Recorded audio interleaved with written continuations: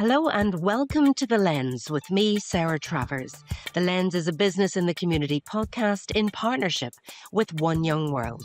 Our guests today are Iain Mansfield, CEO of Principality Building Society, Wales's largest mutual building society headquartered in Cardiff, providing mortgages and savings products and owned by its members rather than shareholders. And joining Iain, we welcome Ronald Mugaiga, Managing Director of Ecomak Recyclers, Uganda, a climate tech Africa-based startup that transforms plastic waste into low-carbon construction materials. Now, in this episode, we'll be discussing responsible transformation with people, planet, and place at the heart of change. So to find out, let's get into the conversation.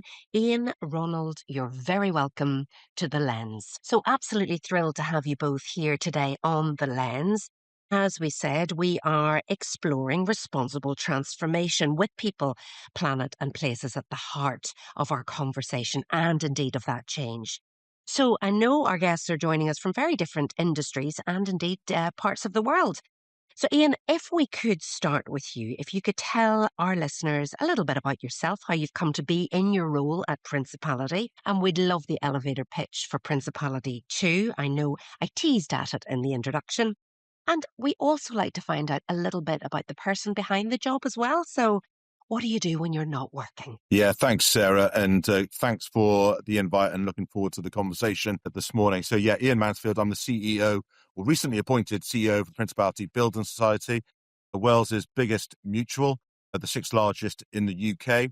I guess fundamentally we're here to provide mortgages and savings products. As you alluded to, we are not owned by shareholders, but we're owned by our members, and our members are our savings customers and our mortgage customers. And it means that we're in a unique position to be able to, focus 100% on delivering customer outcomes because they effectively own our business. Our customers are at the heart of what we do. Business is 165 years old, which I have to almost say twice to people. It is 165 years old. That is real. And our business has grown out of Wales, but we are a national player across England and Wales for our mortgages and savings business. We employ about 1,200 people, some based in Wales in our branches and some across the UK. We have got a unique, selling point that in Wales, we are the business, or the financial services business, that has the largest footprint of branches still in the country. So there is no other bank or FS business that has more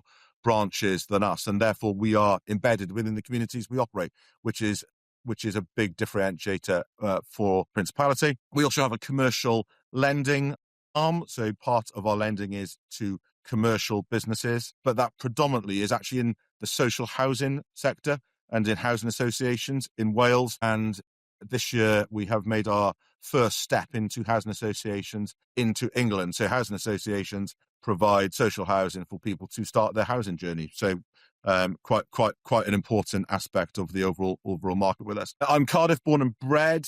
That sounds very uninteresting in some ways, that I'm still sitting in the same place I was born in just 50 years ago. I was at university in London and spent some time in London, but migrated back here. And I'm really pleased to live and work in Cardiff. I'm married with 3 children, and they're 17, 14, and 11. Outside of work, they keep me pretty busy. One interesting fact, Sarah, I've just started in the last couple of years, playing a little bit of tennis. So I've got to that age where I'm trying to do less, more gentle sports. So at the moment, tennis is the thing that I spend a bit of time doing when I'm not trying to spend as much time as I can with my wife and the family. Lovely. And do you fancy your chances in centre court this year? Oh, God, no. Not yet. It's really interesting. It's it is quite addictive. It's the reason I quite like it is I've tried to find a sport that would effectively allow me to play for the next, say, 20 years. So low impact, but it's good. It's good exercise and it's relatively quick. So in 90 minutes, you can get it done and dusted and move on to the next thing. I love that. And I loved the explainer around the business as well. So park those thoughts, Iain, and I'll pick up on some of those in a moment. But let's head to Uganda now and bring in Ronald.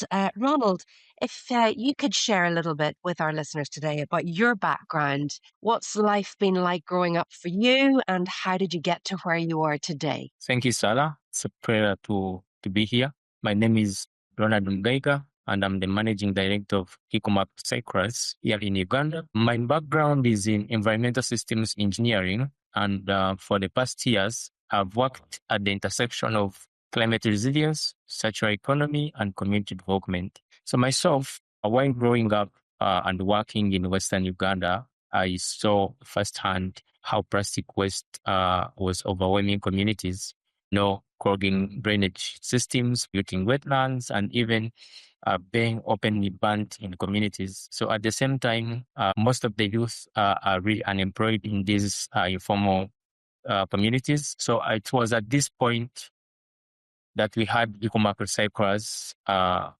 born, specifically in 2020. So what we do at Ecomak Recyclers, we transform plastic waste into low carbon construction materials, turning what is typically seen as a problem into an economic and environmental opportunity. So our model here creates green jobs for youth and women, specifically in waste collection, processing. We also help reduce pollution, and we provide durable alternatives for the construction sector.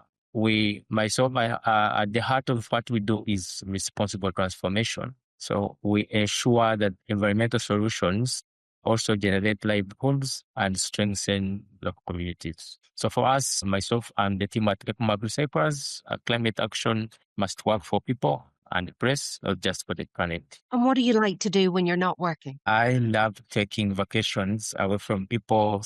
I love doing meditations, thinking about how my life would be in the next few years. Exciting. Yes, I love them as well. Ronald, it's great to hear about the fabulous environmental transformation work that you've been doing. And I know your work has garnered several accolades, including winning the 2022 Climate Launchpad Nationals in Uganda and receiving Changemakers seed funding. Yeah, you're definitely a mover and shaker, and it's fabulous to have you on the lens. So I'm going to come back to you in a minute, but I'm going to dig deeper into Principality now with Iain. I couldn't believe it when you said Principality was on the go for 165 years. And I'm just wondering what the next 165 years looks like for you. I was really interested to hear about keeping the branches open, because that's so rare these days. So talk to me a little bit about that, and also tell me about how you're going to grow, innovate, and maintain that community presence. Yeah, thank you. So like our branch network is like a fundamental part of the DNA of our business over the last 165 years.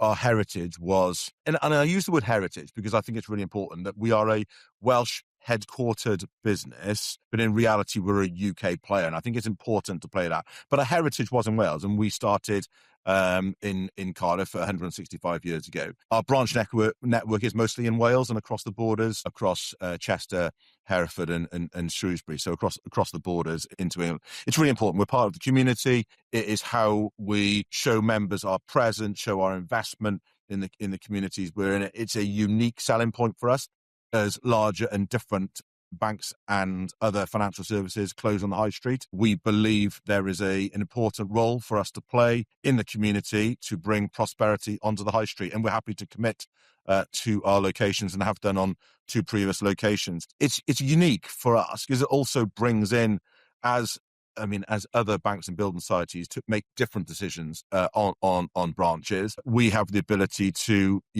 talk to colleagues who've worked for other high street banks and building societies, and we also have the potential for those people who want a branch-based account to come and come to the Principality, which we're happy for all the time. So, intrinsic upon how we grew up as an organisation is our presence in the community, and it's broader than just being a branch.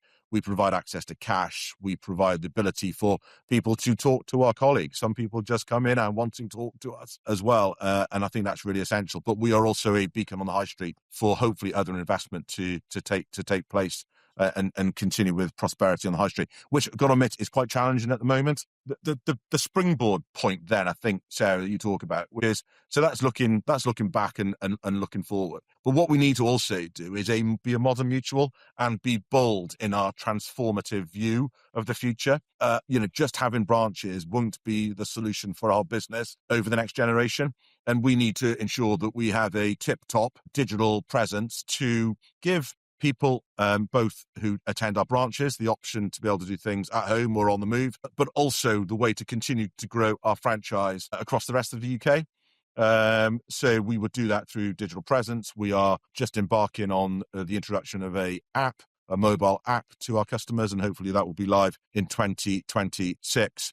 But the digital transformation will be broader than that. We need to embrace automation, artificial intelligence, and lots of other things through our front, middle, and back office of our organization to be truly competitive into the future. So what we need to do as Principality is balance heritage by having this fantastic branch network, but give future customers and existing customers and younger people who want to be attracted to our franchise the ability to transact with us in modern ways. And I think sometimes as a mutual or a bank, you can compare yourselves to other mutuals who are highly successful and other banks. But in reality, customers, and that's really, really important to us, customers are using Amazon or other digital means to buy things or experience.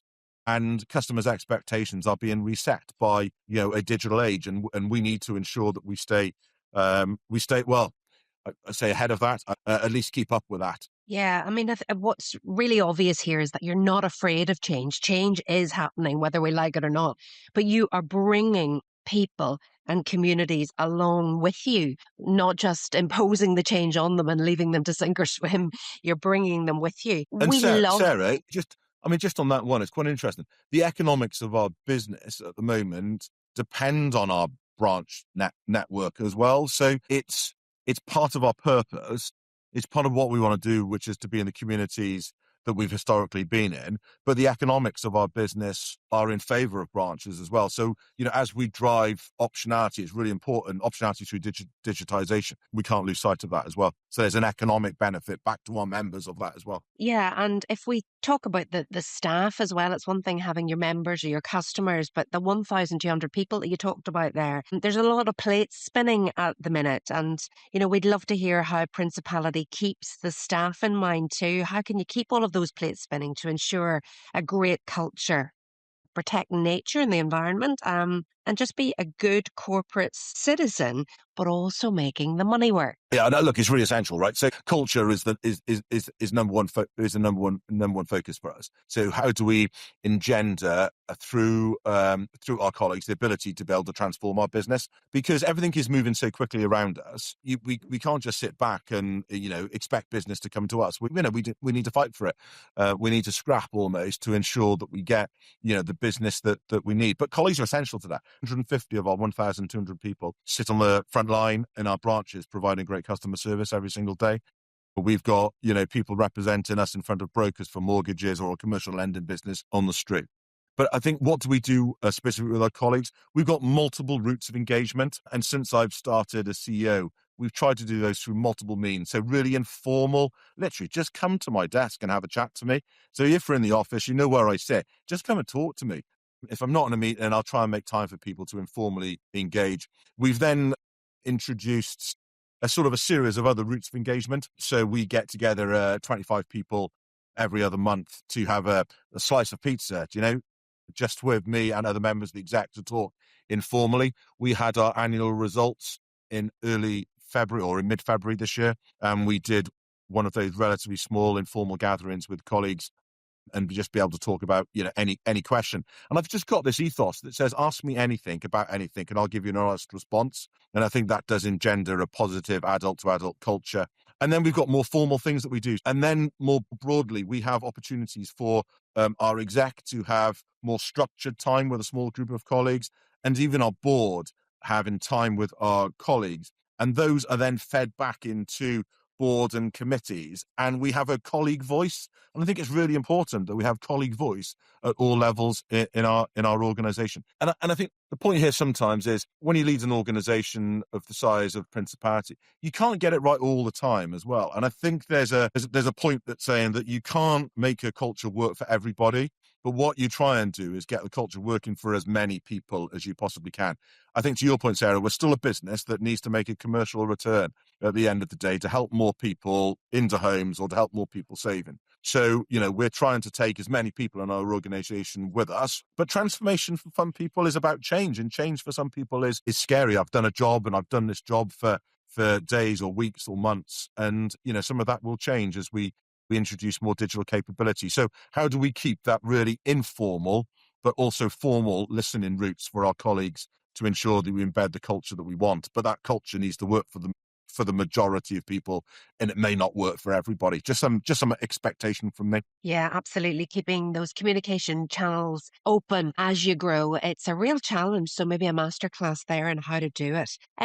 Ronald, your business is, of course, also working across people, planet, and place. We know because of the nature of the business that the environment is absolutely at the core of your business purpose. What are your feelings at the minute on the environment and climate transformation in the world today? Myself, I think our business, what we do contribute in planet transformation. First of all, we help transform plastic waste that could be ending up in landfills or even burned in open spaces in different communities. To that, we currently have 4 factories processing these low carbon construction materials across Uganda in different cities of the country.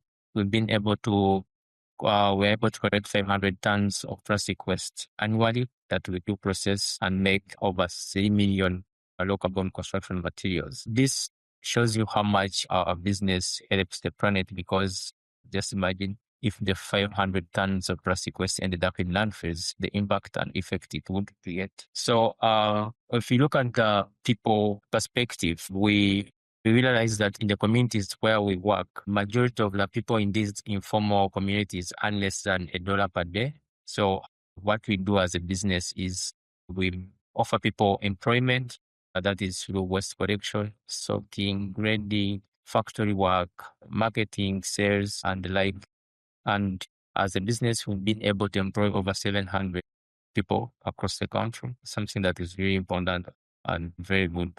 Looking at the perspective, our business operates on community level. So everything we do as a business is done locally. We do collect plastic waste locally. We do the sorting, the processing locally, the manufacturing locally. Going back to the communities that we work with, we also do community engagement. So, for example, we've done projects in tree planting, we've done projects, wash projects, we have done energy projects.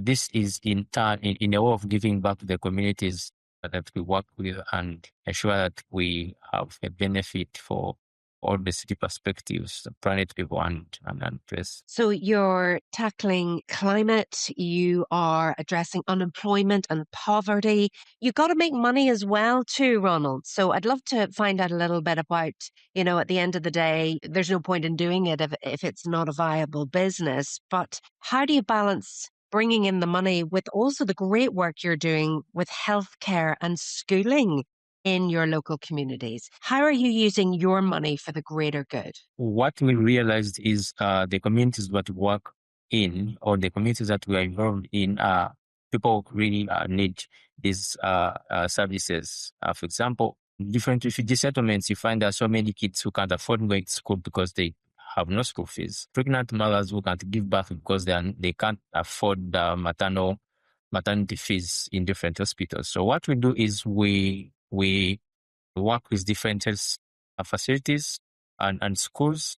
And in this, so we introduced what we call, it's an insurance model. So we call it ECOMAK Insure. So here, different households collect their plastic waste, and then they give it us through schools and hospitals.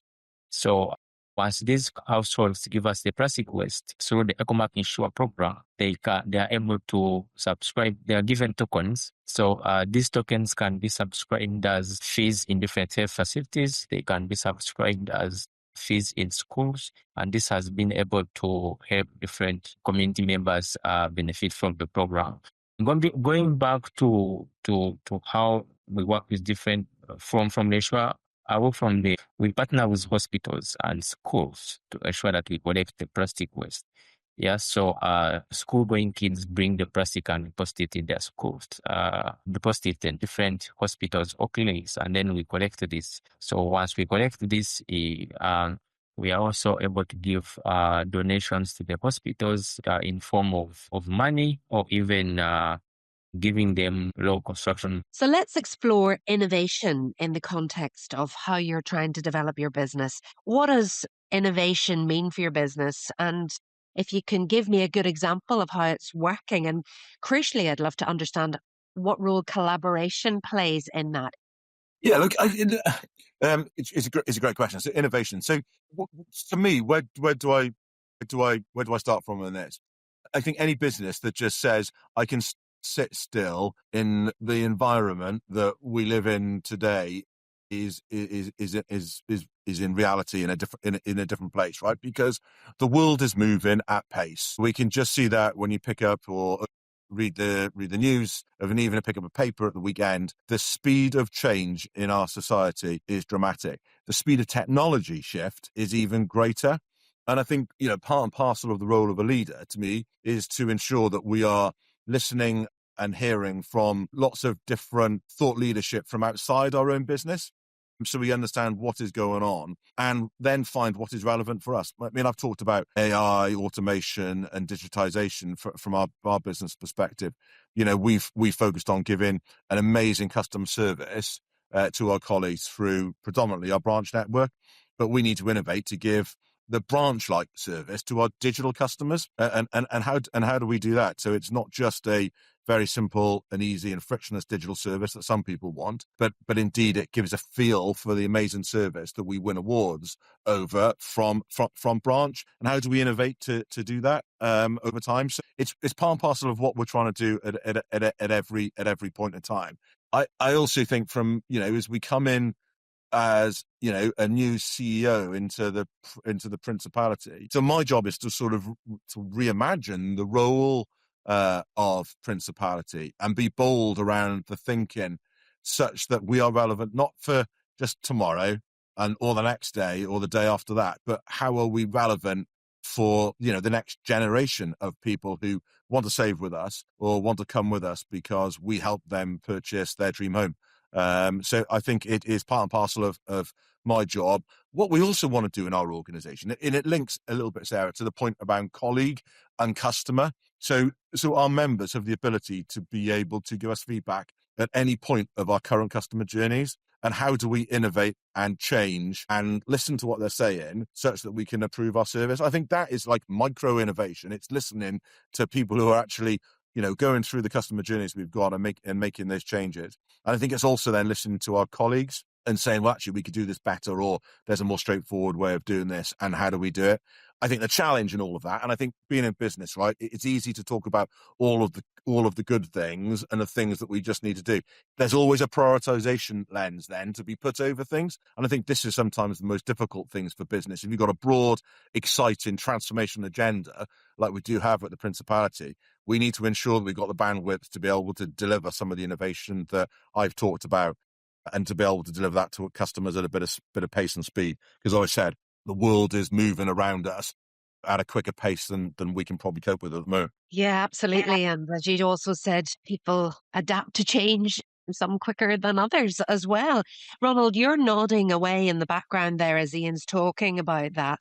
So in terms of innovation for your business, I suppose thinking about your customers as well as the people you work with, can you give us an example of innovation and how you have innovated within your company and what collaborations have taken place as part of that? For us as a business, we started our innovation by turning plastic waste into construction materials. You realize we have so many traditional construction materials that are made from clay, which is out of trunks. So myself, being an engineer by profession, I thought I would be able to innovate, turn plastic waste that would end up in the landfills into construction materials. This is something that has really helped communities in a way that our construction materials are quite cheaper, they're 2 times stronger, and they're actually more durable compared to the materials in the community, in the other construction materials in the markets. And then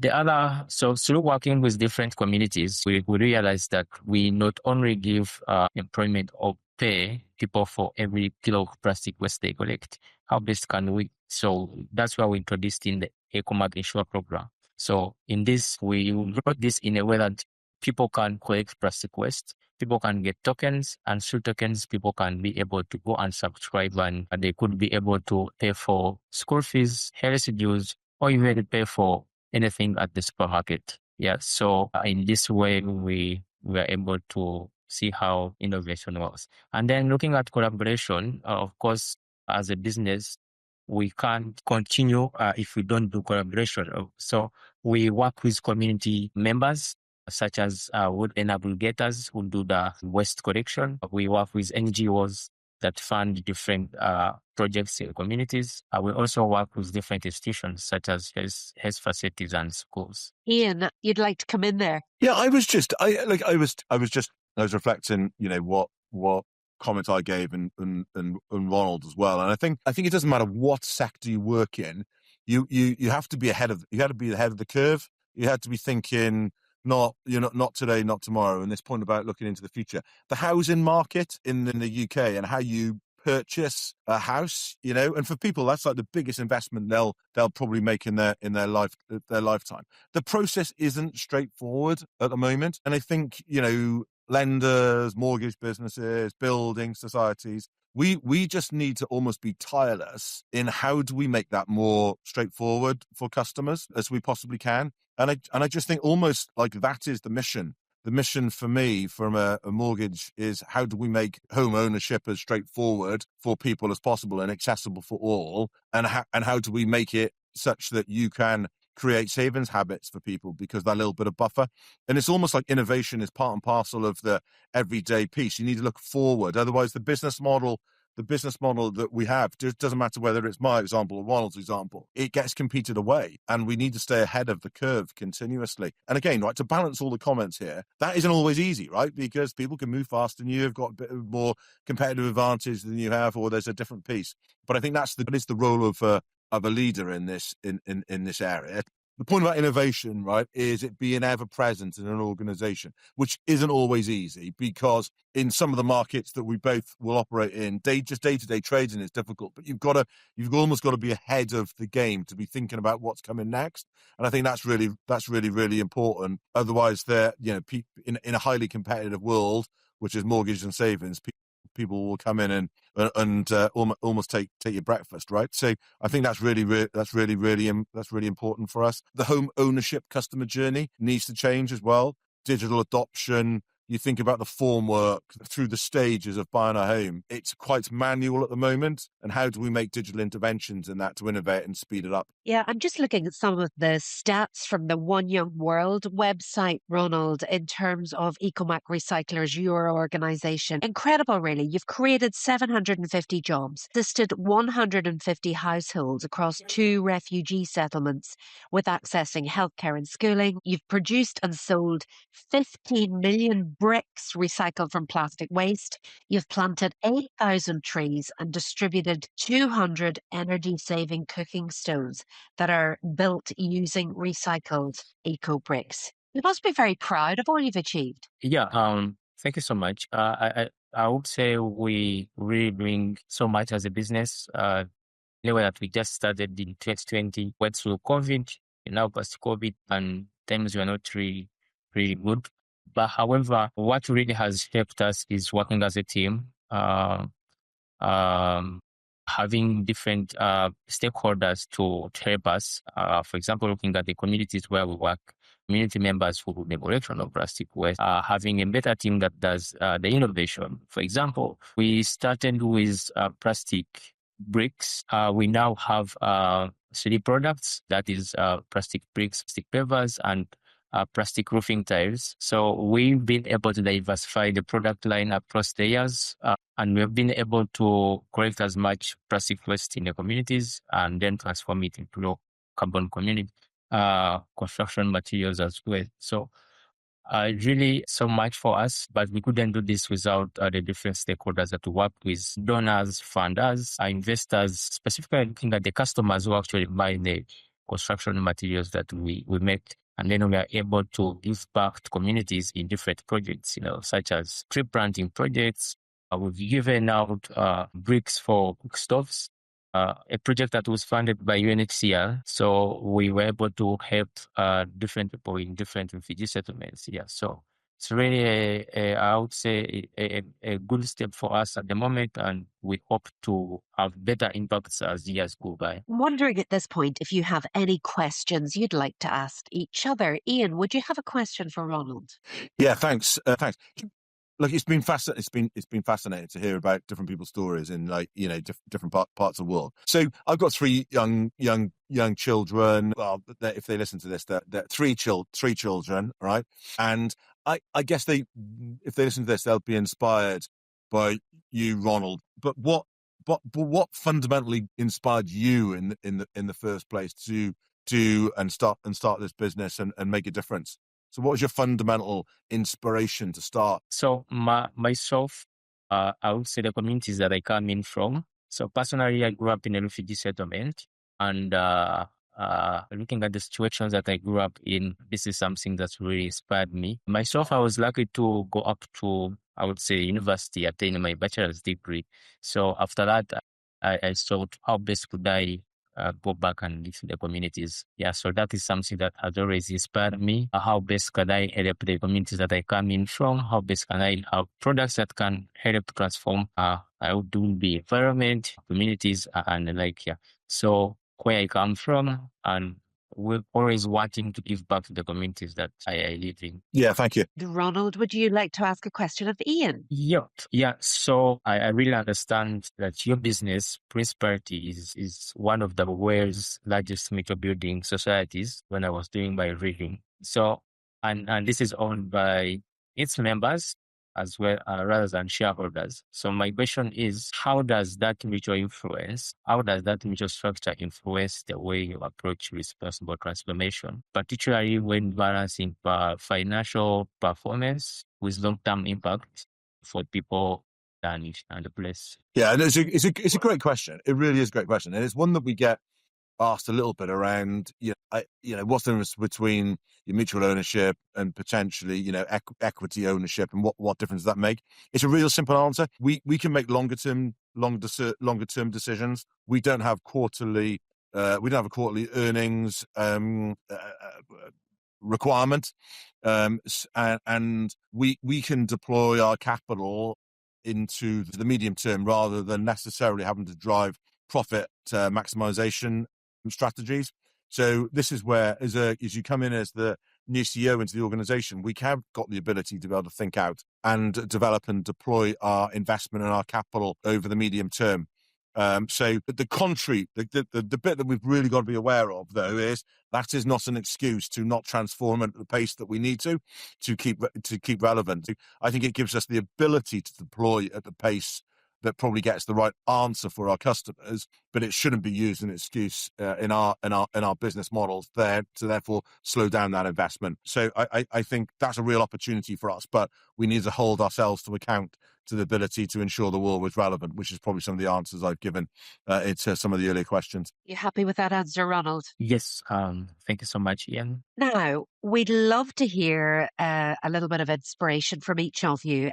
If you could encourage our listeners to read one piece of research, one report, maybe a book, maybe a podcast, whatever, that has inspired you to be a more responsible business leader, what would it be? Iain? So can I give a couple here? So one piece of research really relevant to our business, and what I'm really passionate about is ensuring that everybody can save, a little bit to ensure that they've got some element of resilience fund. And Principality sponsored together with the Building Societies Association, that's our trade body, and Bristol University, put some research together, understanding the role of savings in building long-term financial security. And I think it's quite inspirational. The percentage of people in the UK that have less than £200 is savings, it is worrying. It's a very, very big percentage. But also what the research effectively picks out is that if you can actually get to the point where you have £2,000 worth of savings, then the fundamental odds of then not falling behind when you have one-off expenditure that comes through is really important. So I would start with that piece of research, co-authored by the Building Society Association, Bristol University and us. And then just more broadly, as like a leader in an organisation, I go straight to the Rest is Politics and the Leaders podcasts, that if you have walk or you're on the bus or you're on the train or you quite frankly just have got half an hour or 45 minutes as you're either coming in and out of work or at home, they are inspirational. So Alistair and Rory in Rest is Politics, and the interviews that they do under the Leaders as a subset of Rest and Politics, I think are truly inspirational and really are thought leadership for people who are current leaders and for those people who aspire to be leaders in the future. Definitely, although we'll keep the politics out of everything at the moment. There's an awful lot going on in the world. Ronald, what would your recommendations be? Myself, I would recommend a book. It's called The Slight Edge. That's by Jeff Olson. What I love about the book is, like it says, the slight edge, it emphasizes achieving different goals step by step. So, and growth is not really something that comes in just one day, but something that's built day by day. So that's a book I would encourage people to find out and read. And then a report, of course, looking at what we do. We have a recent report it's called the Global Plastics Outlook. It's by Organization for Economic Cooperation and Development. She really brings out how plastic waste is really the impact of plastic waste in communities and how much different organizations have achieved in having this problem solved. Great recommendations. Thank you, Ronald. Now, the final question we ask of all the guests on the lens. As responsible leaders, what are you personally committed to doing more of, or indeed less of, in the coming year? Ronald? So myself, currently, I'm really committed to building my businesses to ensure that my businesses grow, because looking at the impact we've created specifically in the few communities we work with, I hope if we are able to scale and expand the business across sub-Saharan Africa, that would be something, the impact would be really very huge. Really committed to seeing my businesses grow and impacting many communities and many people. Iain? Yeah, pretty simple for me. As a new CEO into Principality, spending time out and about with customers, members, brokers, suppliers and colleagues, say doing more and more of that to bring the voice of all of those really important stakeholders back into our business. And then secondly, just trying to do that in a way that I can also be a dad and a father and like a husband as well, all at the same time. Just balancing that and ensuring that I get that balance right at the appropriate times. That is the holy grail, after all. It has been a pleasure talking to you both today, Iain Mansfield and Ronald Mugaiga. Thank you so much for joining us on The Lens. I'm sure our listeners have really enjoyed your insight into responsible transformation, of course, with people, planet and place at the heart of all the transformation that is happening. You've been listening to The Lens with me, Sarah Travers, and if your business would like support to be stronger in supporting your people, the planet, or the places in which you're located, then please do check out the website www.bitc.org.uk. All the help will be there. Thank you for listening, and tune in next time.